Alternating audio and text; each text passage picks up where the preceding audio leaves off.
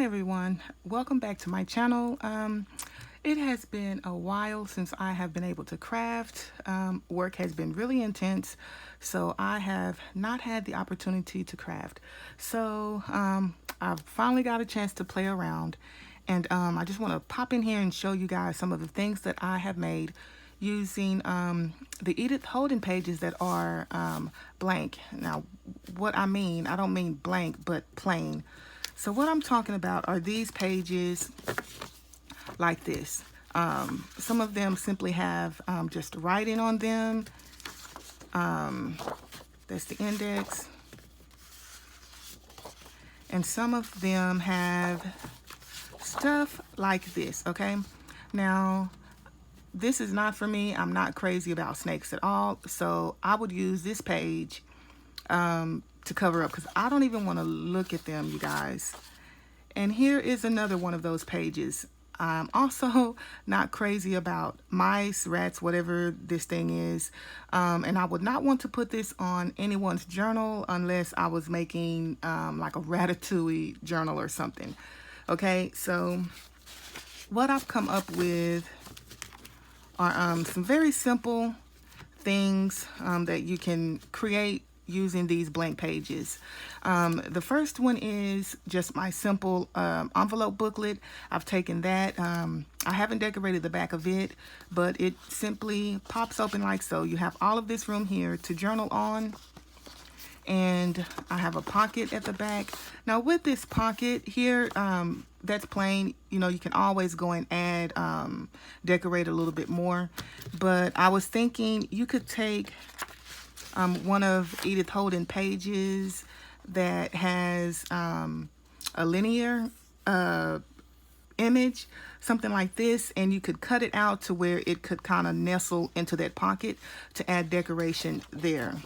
So that's why I had that page. And I only have 4 pieces of paper, which makes a total of 8 front and back to this, because you don't want it to be too bulky. And how would you add this to one of your journals? Because it is, even though it's not very thick, it is a little bulky.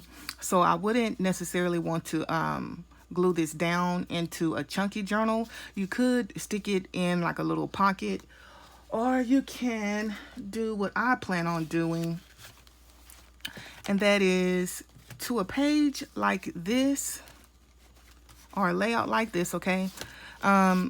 These seemingly, to me, they look as if they clash, but once I place this little booklet here, it seems to tie everything together. And so you can attach it with a paper clip, but I purchased some of the little Tim Holtz, these little hinge clips to attach it to the page.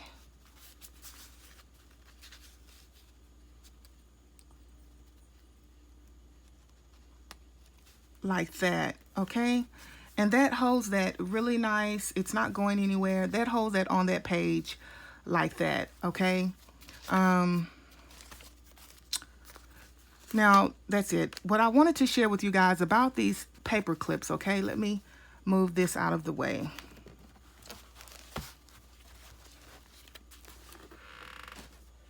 Okay, these little paper clips, as you can see, were $3.99 and you get 15. Okay, so I purchased this, and then I wanted to look, these little Bulldog clips, okay? You can get 100 pieces of these, and this was like $13.50 on Amazon. And I believe, if I'm not mistaken, I already had these purchased. I was watching, oh my goodness, Miss Cogs, and she had a link, and so I used her link to purchase those so that she would get, you know, whatever benefit she can off of those. But if you're only going to use a few of these, then by all means, there's no need to go out and purchase this whole pack.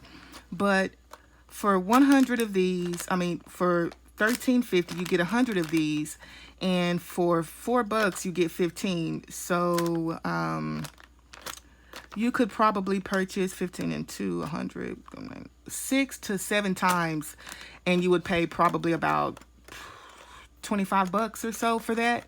So this would be the better deal. And yeah, I wanted to show you guys the quality of these clips, because of course it's all about the quality, right? You can pay a buck for 100, but if they're not worth anything and they're breaking, then there's no point in that. And I believe these come in gold. Now I chose to get this color because I love that color, and honestly I prefer this one. And we all love Tim Holtz. Nothing to him at all in this, but feeling these and looking at these, this is the better quality, you guys. Yes, these ones here are the better quality. This seems but don't get me wrong, it's good and solid, but I mean, it just is what it is. Okay, enough of that. Now I'll tie that up in a little bit. So let's move on. So that's how I would tie or attach that to one of my journals. Now these are just plain because my idea is to use them as the center of the signature and to be glued down. So I'm going to sew that into the center of the signature.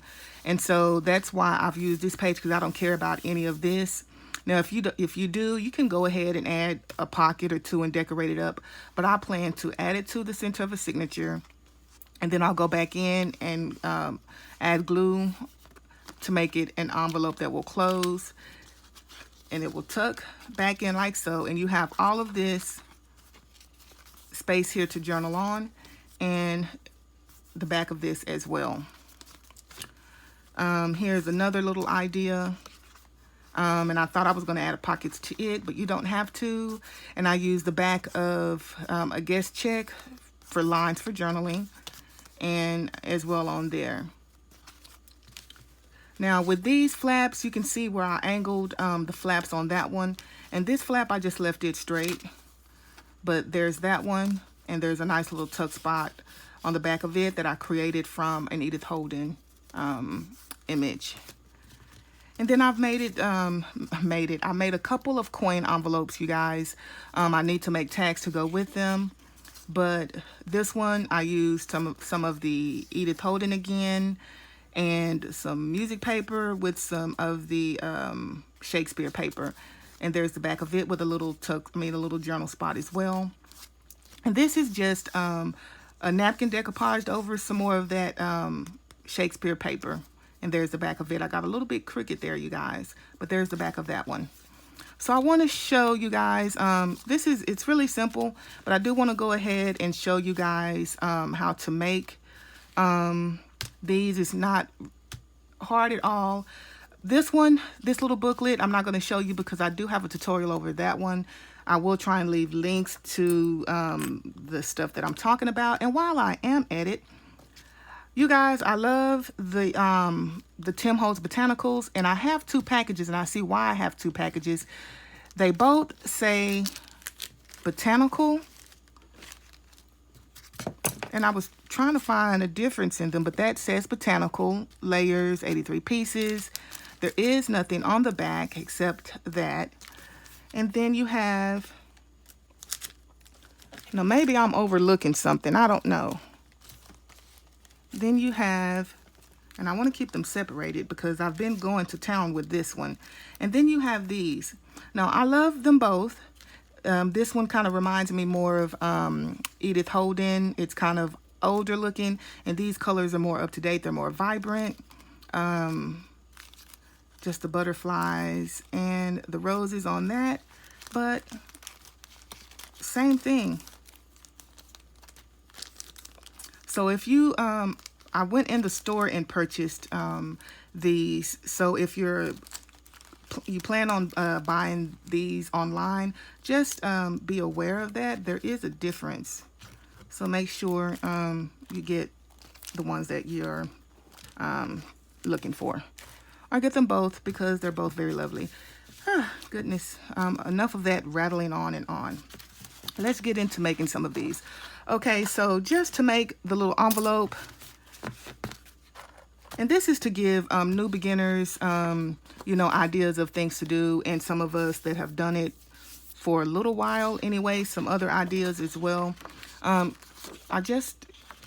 like the big print on the month, but if you like the smaller one, that's fine too. So to make the envelope, I'm going to first go by this October here, because that's what I want to stick out on my flap, just like here with the August.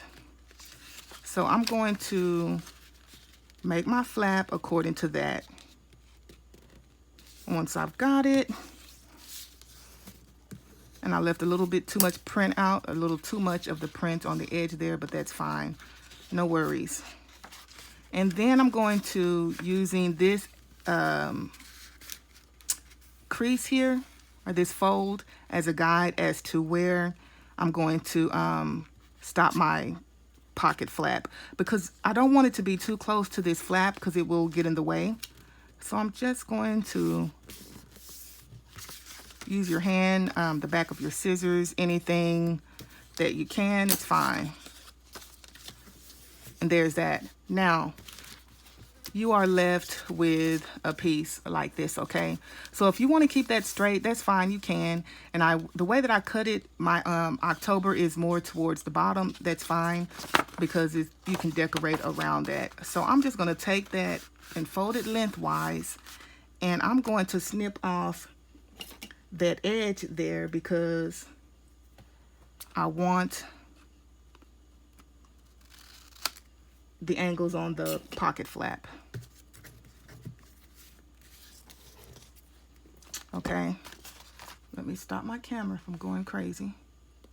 Okay, now I have that. So all I've done is I had some of the, I'm thinking of thrifty nickels, but they're not thrifty nickels. That's, okay. You guys, excuse me. I've got to move around you and get some things that I should have had already. I want to try some different stuff with this one. So here are some of those Shakespeare pages that I do love. And I want to have something going straight here. So and what I was doing, I was using just my ruler to tear, but this is kind of old, it's very old. And so I don't know how that's going to work, but I'm going to make sure that my ruler is the right side. And we're just going to, where it has a tear, but it's straight, or straighter than it would normally be. And we're going to do the same down this end as well. If you don't want it straight and you want the tearing to be a little more natural, just use your hand when you're tearing that. But I'm gonna go this way, that's fine.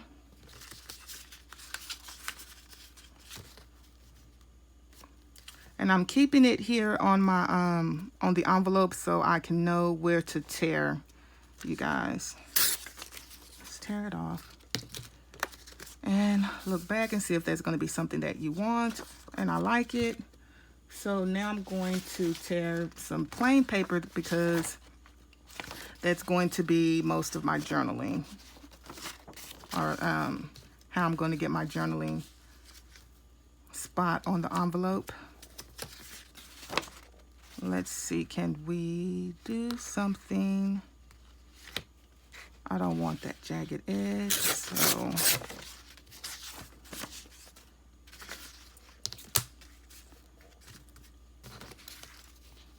okay.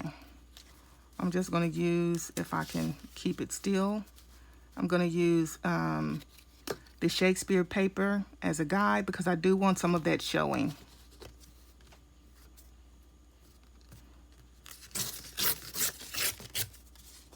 Just tear that off. Now, I'm going to tear this edge so it'll all be uniform. I don't want to have one straight edge and then the other is a little jagged.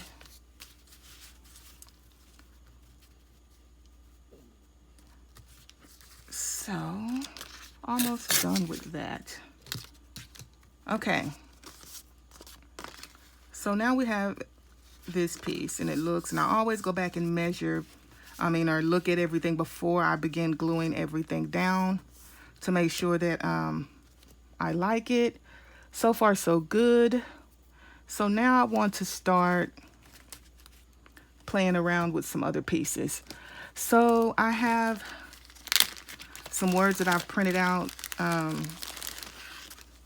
just in Word, and I've printed a lot of different words out. I don't measure this. If it's crooked, it's just crooked. I have journal entry, memories, and noted. And let's go with noted first. And we may change it depending on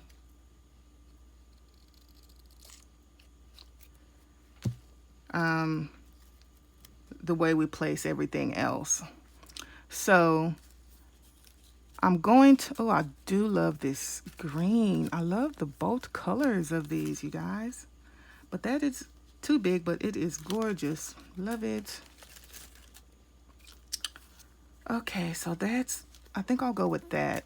I'm liking the way that that ties in. And that one's different. Okay.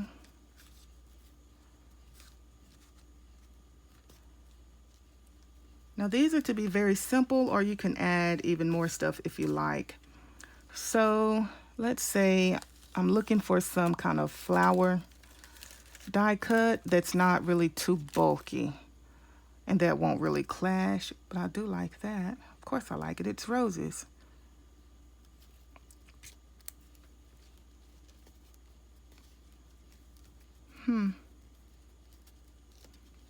Is it clashing too much though?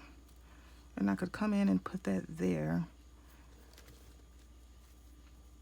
Now this is where I get into a lot of my dilemmas, you guys. I think maybe that's a little too much. Because now I'm wanting to use that because I do like it. Okay, we've got something a little toned down.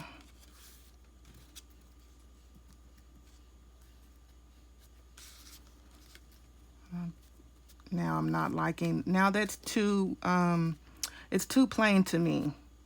So I don't like that piece either. Now that's nice. Because I still want the little word in there, because once I open that up, I don't want it to be too plain. Okay, so let's just see how that will turn out. So I'm gonna go ahead and distress everything. So we've got a little more blending. And take some of that shine off of the butterfly.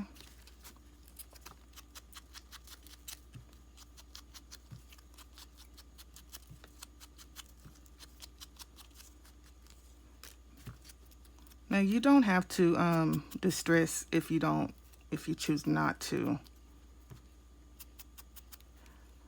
I've learned to like some of the pages that have like the natural darkening on the edges from age. I love that. And I would used to even go, and I still do. I'm not even gonna lie. I just said that lie. Let me take that back, you guys. I still do. But in the journals that I've been making, I haven't been doing that because I did that once on some of the journals and it just seemed to clash. So not all journals have to be distressed on the edges. And that will give your shoulder a break as well as your wrist. We don't want to be getting carpal tunnel from all the repeated movements. So that's something to think about as well.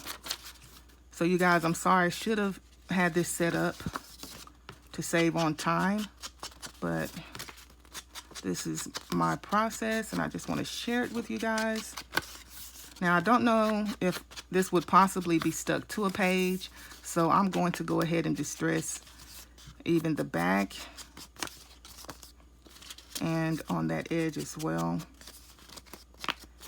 And I can always go back in later, so I won't fully take you or do that with you guys. Or maybe I will, because that may be a bit of the problem.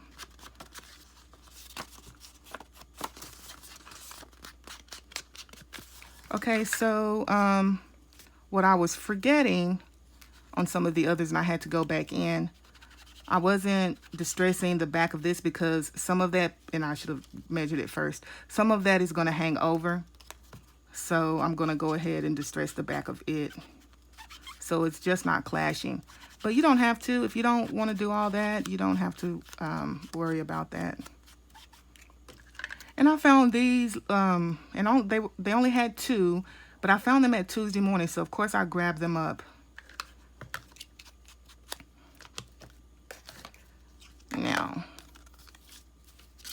Now we can begin to glue everything down. And you guys, I am excitedly waiting for, I ordered some glue from Dreams, etc. Some of you probably know what I'm talking about already. She has her own glue coming out. And I'm excited to try those out. I ordered a few of each kind. She's got one that's similar to Fabri-Tac, and then she's got one that kind of looks similar to this. I don't know if it comes with the tip. I don't think it does, but I'll have extras that I'll be able to use with that. So I'm really excited about that, you guys. Now, I'm going to measure, I'm going to put this down on the page where I want it, and then I'm going to glue around everything. Now, of course, you guys, if you want to go ahead and, I think I moved it. If you want to go ahead and stitch around everything, by all means, feel free, go right ahead and do that.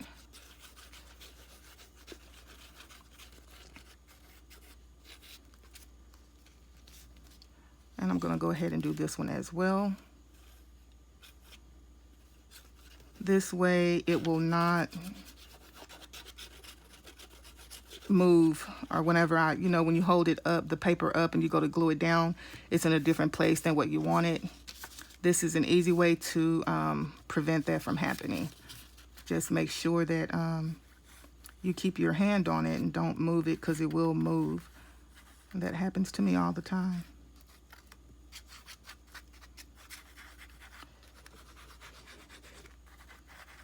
And this is some very good glue, you guys, this is very good glue. I get asked all the time, what glue do I use? And it's Art Glitter Glue. Designer dries clear, and it's very good. And I love the this little tip here where you can make little fine lines. So say I wanted to glue down the antenna on the buffalo. On the buffalo, my goodness, the antenna on the butterflies, gosh, goodness gracious. This glue is perfect for that. See, I could just simply go there and it would be perfect for that. Okay, so I'm gonna go ahead and glue, let that dry for a little bit. So yeah, I'm gonna go ahead and place my rose. And that is so beautiful. Look at that. Oh gosh. I need to pull out my scan and cut I've purchased, and I say I need to just make my own, but anyway. So I purchased a few kits from some different artists here on YouTube, and I have some of Dreams, Etc's or Jennifer's die cuts, or the sheets that come with all of the die cuts that you can cut out. And I need to pull out my scan and cut and cut those out. I've loved that machine since I got it a few years ago, and I've loved it ever since I've got it. I think it's the best one other, you know, over the Cricut and everything. But I guess each machine has its purpose. The thing with the scan and cut is it's the mats can if you put a little bit too much pressure, you know how those mats are, they're kind of pricey. So the things with the scan and cut do tend to be a little bit pricey. Now I'm gonna look at that, make sure that's kind of straight. It's straight enough for me. And so now I'm going to figure the placement out of my butterfly, and I think I want it like so. So I'm gonna hold it there on that page, you guys, and I'm gonna glue up under it, and I can glue the edges there to make sure that it's in the place that I want it. Then I'll turn it over and finish gluing.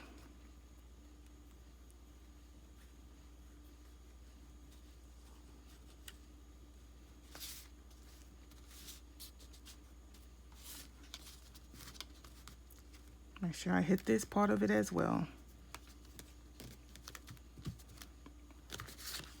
Okay, I just checked my time and I didn't think it would take this long. You guys, I do apologize for that. So what I'm going to do, and I should have taken this part off already. I may have to show you because all of my, let's see, I have 3 carousels, you guys, and they are packed with crap. Here is, I've got this one, and this one is the one, my X-Acto knife. This is the one that I use. It's a little bit, it's been through some things, okay?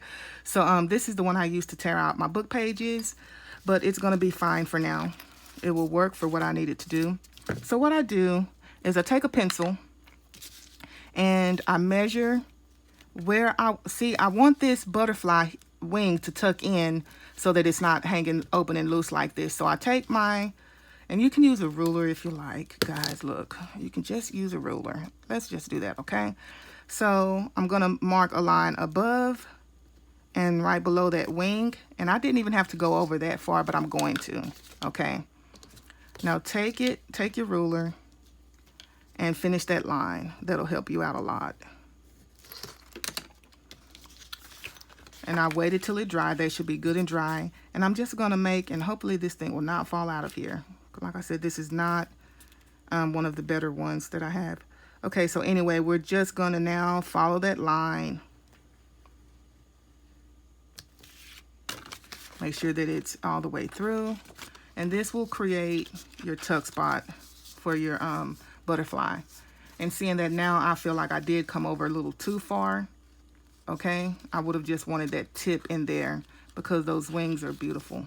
But anyway, so then I go back in and I erase those lines. So whenever you're journaling, you can just journal over there, guys. It's no problem. And I'm just doing that to show you. I will go back and erase that. Okay, and that's fine.